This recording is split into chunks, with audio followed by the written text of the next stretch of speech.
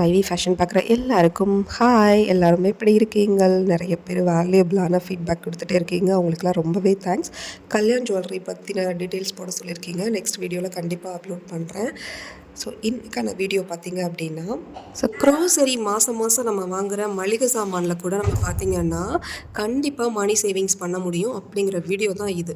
So நமக்கு முக்கியமாக மணி savings பண்ணணுங்கிறது கோல்டில் சேவிங்ஸ் பண்ணுறோம், அப்புறம் ₹1 காயின் சேவ்ஸ் பண்ணுறோம், ₹5 வந்து சேவிங்ஸ் பண்ணுறோம், இப்படின்னு ஒவ்வொரு சேவிங்ஸ் மெத்தட் நான் நிறைய போட்டிருக்கேன். ஆனால் இதெல்லாம் காட்டிலும் நம்ம வீட்டில் இருக்கவங்க, ஹவுஸ் ஒய்ஃபாக இருக்கவங்க, எல்லாருமே வேலைக்கு போகிறவங்களும் கூட இந்த க்ரோசரி லிஸ்ட் நம்ம போட்டு இதுக்குன்னு ஒரு பட்ஜெட் பண்ணியிருப்போம் இல்லையா, அதில் எப்படி வந்து மணி சேவிங்ஸ் பண்ணணும், அதில் எப்படி வந்து நம்ம ரொம்ப அளவுக்கு அதிகமாக வந்து வாங்கிடாமல், ஸோ 1 மந்த் வாங்கியிருக்கோம் அப்படின்னா அதை இன்னும் ஒரு 15 டேஸ் எப்படி கொண்டு வரணும் அப்படிங்கிற மாதிரியான வீடியோவை தான் நான் அதில் வந்து ஷேர் பண்ணியிருக்கேன். ஸோ வீடியோவை ஃபுல்லாக பாருங்கள். ஸோ என்னென்ன லிஸ்ட் வந்து கண்டிப்பாக வேணும், இந்த லிஸ்ட்லாம் நீங்கள் வச்சுக்கிட்டீங்க அப்படின்னா மேக்ஸிமம் நீங்கள் இடையில போயிட்டு நீங்கள் திரும்ப திரும்ப போயிட்டு நீங்கள் மளிகை கடையில் போய் வாங்க வேண்டிய அவசியம் இருக்காது. ஒன்ஸ் நீங்கள் வாங்கிட்டீங்கனாலே போதும். ஸோ சூப்பர் மார்க்கெட்டில் வாங்குறது ரொம்ப ரொம்ப பெஸ்ட்டு. ஏன்னா நீங்கள் பார்த்து அளவுகளை கம்மி பண்ணி வாங்கலாம். ஆனால் மளிகை கடையில் நீங்கள் போய் வாங்குறீங்க அப்படின்னா கண்டிப்பாக நீங்கள் 1 கிலோ, அரை கிலோ, 1/4 கிலோ இந்த மாதிரி பேக்கெட்ஸ் தான் வச்சுருப்பாங்க. கண்டிப்பாக அது ஒரு கம்பல்ஷனில் நீங்கள் வாங்கிட்டு வர மாதிரி இருக்கும். உங்களுக்கு தேவைகள் நெசசரி அதிகமாக அந்த பொருளோட நெசசரி தேவை இருக்கும்போது. ஸோ வாங்க இன்றைக்கி வீடியோவை பார்த்துடலாம். ஸோ மந்த்லி தேவையான என்ன லிஸ்ட்டு அப்படின்னு பார்த்தீங்கன்னா மளிகை கடை மளிகை ஜாமான் லிஸ்ட் இது.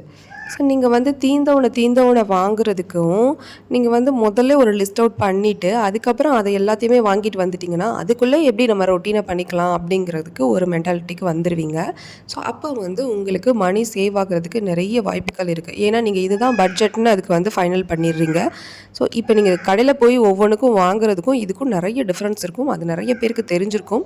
ஸோ அதனால தான் இந்த லிஸ்ட் அவுட்டை நான் பண்ணியிருக்கேன். ஸோ உங்களுக்கு இந்த வீடியோ கண்டிப்பாக யூஸ்ஃபுல்லாக இருக்கும். வீடியோவை ஸ்கிப் பண்ணாமல் ஃபுல்லாக பாருங்கள். இந்த வீடியோ பார்த்தீங்க அப்படின்னா ஆல்ரெடி வந்துட்டு இந்த மாதிரி லிஸ்ட் அவுட் பண்ணி வாங்குறவங்களுக்கு கிடையாது. புதுசாக வந்து இந்த மாதிரி லிஸ்ட் அவுட் பண்ணி வாங்க போகிறேன், எப்படி வாங்குறதுனே தெரியல அப்படிங்கிற மாதிரிலாம் நிறைய பேர் இருக்காங்க. ஸோ அவங்களுக்கான வீடியோ தான் இது. அரிசி வகையில் பார்த்தீங்க அப்படின்னா சாப்பாட்டு அரிசி, பச்சரிசி, பாஸ்மதி அரிசி, இட்லி அரிசி. ஸோ இட்லி அரிசி கூட சேர்த்து ரேஷன் அரிசி போட்டும் சில பேர் வந்து இட்லி சுடுவாங்க. ஸோ அந்த மாதிரி யூஸ் பண்ணிக்கிறது கண்டிப்பாக நம்ம மணி சேவிங் பண்ணுறதுக்கான ஒரு நல்ல டிப்பாக இருக்கும்.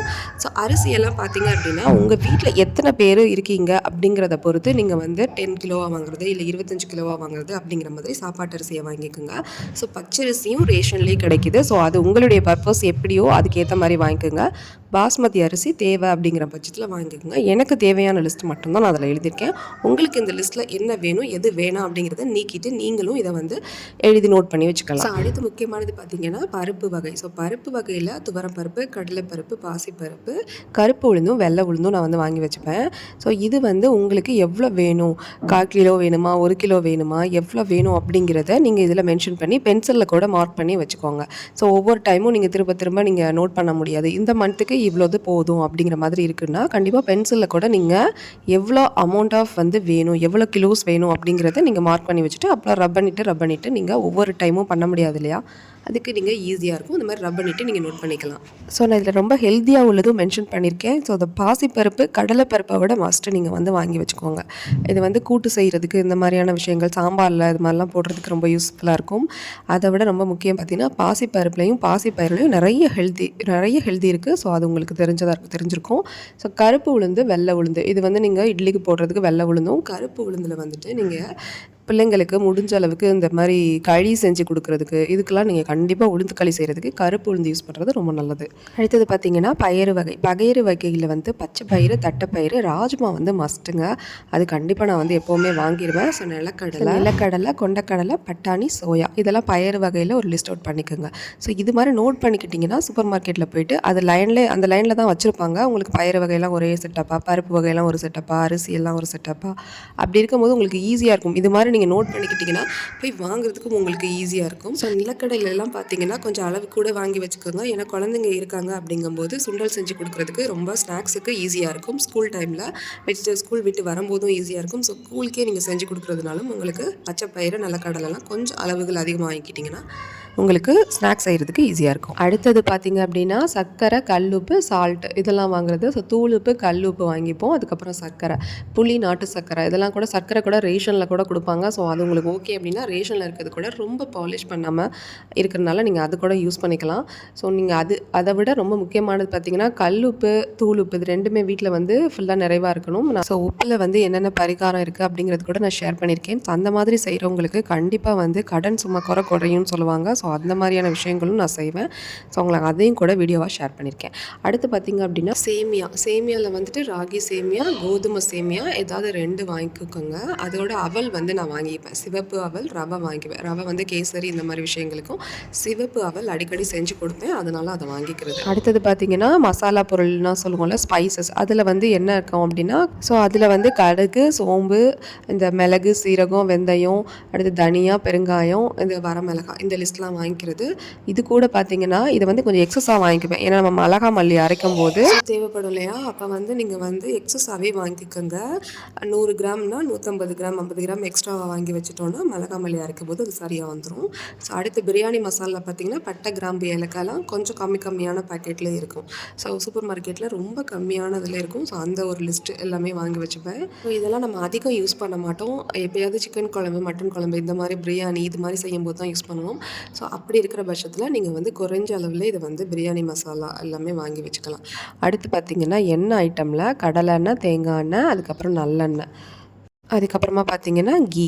இப்போ வந்து நான் நெய் வந்துட்டு சூப்பர் மார்க்கெட்டில் வாங்க மாட்டேன். நெய் மட்டும் நல்லெண்ணெயும் நெய்யும் சூப்பர் மார்க்கெட்டில் வாங்க மாட்டேன். எப்போவுமே வந்து நெய் வந்து இந்த பால் கொடுப்பாங்க இல்லையா, அவங்கக்கிட்டே வந்து வாங்கிப்பேன். ஸோ அவங்கக்கிட்ட நிறையாவும் இருக்கும். ஸோ ரொம்ப குவாலிட்டியாகவும் இருக்கும். நமக்கு வந்து அதில் எந்த கலப்படமும் இல்லாமல் டேரெக்டாக அவங்க செஞ்ச உடனே அப்படியே கொடுக்குறனால அது வந்து நல்லா இருக்குங்கிறனால நான் அப்படி வாங்கிப்பேன். முடிஞ்சால் நீங்களும் நெய் வந்து பால்காரவங்கள்ட்ட வாங்குறதுக்கு ட்ரை பண்ணுங்கள். ஏன்னா அவங்க வந்து வீட்டிலேயே ப்ரிப்பேர் பண்ணுறதுனால அதில் எந்த ஒரு என்ன சொல்கிறது ப்ரிசர்வேட்டிவ்ஸ் எதுவும் இல்லாமல் பிள்ளைங்களுக்கு கொடுக்கும்போது கொஞ்சம் ஹெல்த்தியாக இருக்கும். ஸோ நல்லெண்ணெய் வந்து செக்கில் வாங்கிப்பேன். அது ரெண்டுமே வந்து சூப்பர் மார்க்கெட்லேயோ எங்கேயோ மற்ற கடைகள்லையோ வாங்குறது. ஸோ அடுத்தது பார்த்தோன்னா மாவு வகையில் என்ன வாங்குவேன் அப்படின்னா கோதுமை மாவு, அடுத்து கடலை மாவு, அரிசி மாவு, ராகி, கார்ன்ஃப்ளவர் இது மட்டும்தான் வாங்குவேன். ப்ளஸ் இது கூட வந்து நான் ஒன்று மிஸ் பண்ணிட்டேன் எழுதுறதுக்கு, சத்து மாவு வந்து வாங்கி வச்சுப்பேன். ஸோ இந்த பால்வாடி சத்து மாவு வந்து குழந்தைங்களுக்கு கொழுக்கட்டை அதெல்லாம் செஞ்சு கொடுக்குறதுக்கு கண்டிப்பாக வந்து அது ஒரு ஸ்நாக்ஸ், ஈவினிங் ஸ்நாக்ஸில் அது ஒரு வீக்லி ஒன்ஸ் வந்து இருக்கும். ஸோ அதனால் வந்து அது பால்வாடி சத்து மாவு வந்து நான் அதோட வந்து மென்ஷன் பண்ணிக்குவேன். ஸோ அடுத்தது பார்த்திங்கன்னா பொடி வகையில் மஞ்சள் தூள். ஸோ மிளகாய் பொடி வந்து நம்ம அரைக்கிறது தான், வீட்டில் அரைக்கிறது. ஸோ அதில் வந்து காஷ்மீரி மிளகாய் தூள் பேக்கெட்டில் வாங்கிக்குவேன். சாம்பார் தூள், கரம் மசாலா வாங்கிக்கிறது. அதுக்கப்புறம் மல்லித்தூள் வந்து நம்ம வீட்டில் அரைச்சிருவோம். அது ஜீரகத்தூள், சோம்புத்தூள் வாங்கிக்கிறது. அது சிக்கன் 65 மசாலா மட்டும் எக்ஸ்ட்ராவாக வந்து வாங்கிக்குவேன். ஸோ அடுத்தது பார்த்திங்கன்னா நட்ஸு, ட்ரை ஃப்ரூட்ஸில் முந்திரி, உலர் திராட்சை, பாதாம், பிஸ்தா, அத்திப்பழம் கண்டிப்பாக பிள்ளைங்களுக்கு வாங்கிப்பேன். ஸோ பேரிச்சம்பழம், அதுக்கப்புறமா ரொம்ப முக்கியமாக பார்த்திங்க அப்படின்னா குல்கந்து. ஸோ நம்ம பீடா மாதிரி வீட்டில் வந்துட்டு நம்ம பிரியாணி இதெல்லாம் செய்கிறோம்னா ஒரு டைஜஷனுக்கு நல்லாயிருக்கும். ஸோ அதனால் குல்கந்து வந்து வாங்கிப்பேன். குல்கந்தில் ரோஸ் குல்கந்து வாங்குவேன். அது வந்து எப்போயாவது தான் அது வந்து மஸ்ட்டுன்னு நான் போட்டிருக்குது. ஆனால் கண்டிப்பாக ஆம்லாவில் வந்து குல்கந்து வாங்கி வச்சுப்பேன். ஸோ ஆம்லா குல்கந்து ரொம்ப ரொம்ப ஹெல்த்திங்க. அது முடிஞ்சால் குழந்தைங்களுக்கு வாங்கி கொடுங்க, நீங்களும் சாப்பிடுங்க. ஸோ நம்மளோட சுகர் லெவல் எல்லாத்தையுமே அது வந்து நல்ல ஒரு கண்ட்ரோலாக வைக்கும். ஸோ சூப்பர் மார்க்கெட்டில் நம்ம எக்ஸ்ட்ராவாக போய்ட்டு இந்த பிஸ்கட்டு அது இதுன்ட்டு வாங்குறதுக்கு பதிலாக இந்த குல்கந்து வாங்கி வச்சுக்கோங்க. முழு நெல்லி குல்கந்து நான் சொல்கிறது. ஸோ அது கண்டிப்பாக உங்களுக்கு ரொம்பவே யூஸ்ஃபுல்லாக இருக்கும், ரொம்ப ஹெல்த்தியானதும் கூட. அடுத்தது பார்த்திங்க அப்படின்னா பூஜை பொருளில் உள்ள ஜாமான்லாம் நம்ம என்னென்ன சாமி கும்பிட்றதுக்கு சாமிக்கு ரூம் ஐட்டம்ஸ்லாம் பார்த்திங்க அப்படின்னா தீபம் எண்ணெய். அதில் வந்து சில பேர் என்ன பண்ணுவாங்கன்னா நல்லெண்ணெயில் 2 பாட்டில் வாங்கிப்பாங்க. ஒன்று வந்து சாமி ரூமுக்கு, ஒன்று வந்து வீட்டு யூஸ்க்கு வச்சுக்கிற மாதிரி. நான் அந்த மாதிரியும் சில நேரம் பண்ணுவேன். சில நேரம் பார்த்திங்க அப்படின்னா தீபம் எண்ணெய்ன்னு சொல்லிட்டு பூஜை பொருள்லே விற்கும். ஸோ இன்னுமே பார்த்திங்க அப்படின்னா இந்த தீபம் எண்ணெயை விட நல்லெண்ணெயில் தீபம் போடுறது ரொம்ப நல்லது, நெய்யில் போடுறது அதை விட நல்லது. ஸோ திரி, கற்பூரம், ஊதுபத்தி, சாம்பிராணி, ஸோ பீதாம்பரி பவுடர், அது க்ளீனிங் பவுடர் வாங்கி வச்சுக்கிறது. அதுக்கப்புறமா சூடம், ஸோ கல்கண்டு வாங்கி வச்சுப்பேன். சாமிக்கு வந்து நைவேத்தியம் பண்ணுறதுக்கு கல்கண்டு எப்போவுமே கொஞ்சம் கொஞ்சம் வச்சுட்டு தான் தண்ணி வச்சுட்டு நம்ம நைவேத்தியம் பண்ணுவோம். ஸோ அதுக்கு வந்து கல்கண்டு வாங்கி வச்சுப்பேன்.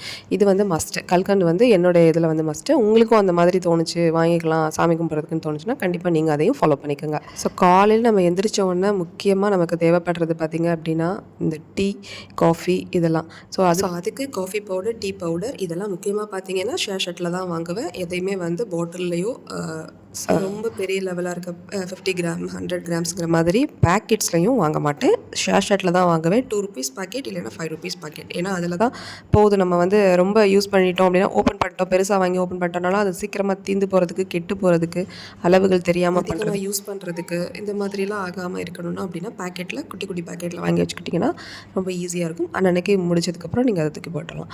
அடுத்து கருப்பட்டி, பனவெல்லம், பனங்கற்கண்டு மஸ்ட். அது எப்போவுமே குழந்தைங்களுக்கு வாங்கி வைங்க. வீட்டில் வந்து ரொம்ப முக்கியம் பனங்கற்கண்டு.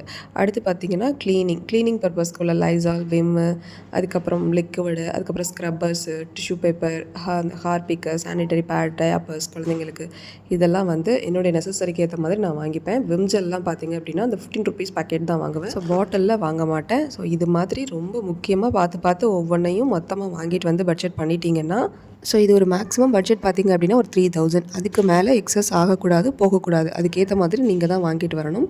ஸோ ஷாம்புமே கூட பார்த்திங்கன்னா நான் ஷேர்ஷட்டில் தான் வாங்குவேன். ஸோ பாட்டிலில் வாங்கினீங்க அப்படின்னா அதுவுமே உங்களுக்கு வந்து ரொம்ப எக்ஸஸாக எடுக்கிறதுக்கோ இல்லை வேஸ்ட் ஆகிறதுக்கோ நிறைய வாய்ப்பு இருக்குது. ஒன்ஸ் இந்த மாதிரி பட்ஜெட் போட்டு பிளானிங் பண்ணிட்டீங்கன்னா வீட்டுக்கு அப்பாடா எல்லா ஜாமானும் வாங்கியாச்சு. இதுக்கப்புறம் நீங்கள் சேவிங்ஸை அழகாக ஸ்டார்ட் பண்ணலாம். ஏன்னா நீங்கள் இதில் முதல்ல கண்ட்ரோல் பண்ணாதாங்க அடுத்த ஸ்டெப்புக்கே நீங்கள் வந்து மூவ் ஆக முடியும். ஸோ இதை வந்து இந்த வீடியோ கண்டிப்பாக யூஸ்ஃபுல்லாக இருந்திருக்கும். ஸோ யூஸ்ஃபுல்லாக இருக்குன்னா சப்ஸ்கிரைப் பண்ணி வச்சுக்கோங்க, லைக் பண்ணுங்கள், கமெண்ட் பண்ணுங்கள். வேறு ஏதாவது மிஸ் பண்ணியிருந்தேன், இது ரொம்ப முக்கியமான பொருள் அப்படின்னு உங்களுக்கு தோணுச்சுன்னா அதையும் எனக்கு ஷேர் பண்ணுங்கள், நோட் பண்ணிக்கிறேன். பாய், டேக் கேர்.